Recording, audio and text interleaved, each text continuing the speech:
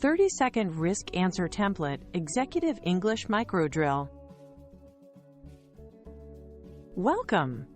In this micro lesson, you'll learn to deliver a crisp, 30-second answer to tough investment committee-style risk questions. The aim is to answer fast, without sounding rushed. We'll replace panic with structure, so you can respond clearly under pressure. You'll practice one repeatable template that works in boardrooms, stakeholder reviews, and client updates. By the end, you'll know exactly what to say first, how to quantify the risk, which actions to highlight, and how to close confidently. Think of this as your pocket playbook for high-stakes moments. Here's the 4-move template you'll practice. 1. Acknowledge and reframe. Show you heard the concern and define it precisely. 2. Quantify exposure and thresholds. Put numbers and guardrails on the downside. 3. Mitigants. Actions, owners, timing. Name what's being done, who's doing it, and by when. 4. Close with an ask or checkpoint. Conclude with your risk posture and the next decision or update date.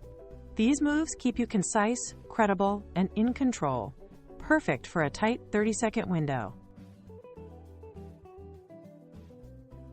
Start by naming the risk in plain English. You're right to flag churn risk. This shows respect and alignment. Next, prove you track it. Reference a metric you monitor. Monthly logo churn, not revenue churn. Finally, reframe from fear to control. Shift the conversation to levers you can pull: pricing, onboarding speed, or customer success coverage. This turns a vague worry into a defined problem with handles. Avoid jargon or defensiveness. Clarity signals ownership and calms the room. Now add numbers. Size the downside with a reasonable range. Worst case 5 to 7% quarterly churn. Base case 3%. Then state trigger levels/guardrails. Guardrail is 4%. Escalation if we hit 3.5% for 2 weeks.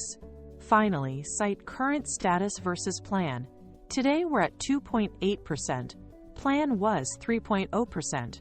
Ranges show realism. Guardrails show discipline. And status versus plan shows accountability. Keep it specific and comparable so listeners can instantly judge whether the risk is contained or drifting. List 3 concrete actions, not ideas. A. Revamp onboarding emails. B. Add success calls for high-risk cohorts. C. Enforce renewal playbook. For each, name the owner and deadline. A. Led by Maya by the 15th. B. Led by Ops by month end.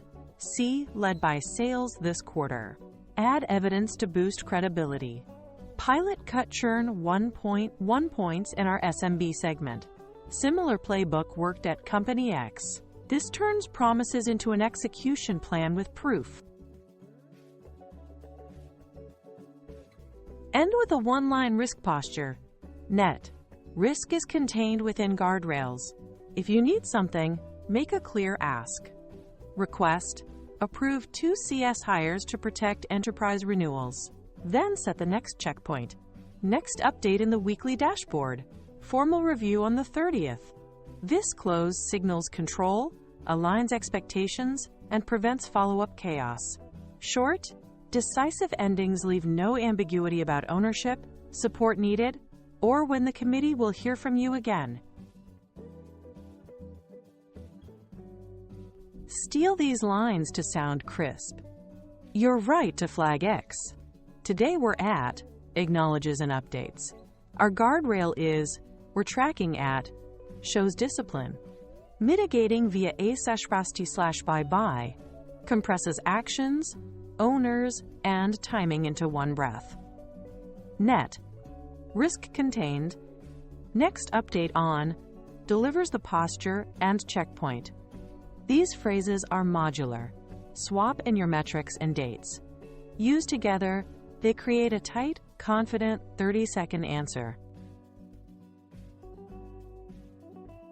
Make it a habit. 1. Pick a fresh risk from your project. Scope creep, vendor delay, budget overrun. 2.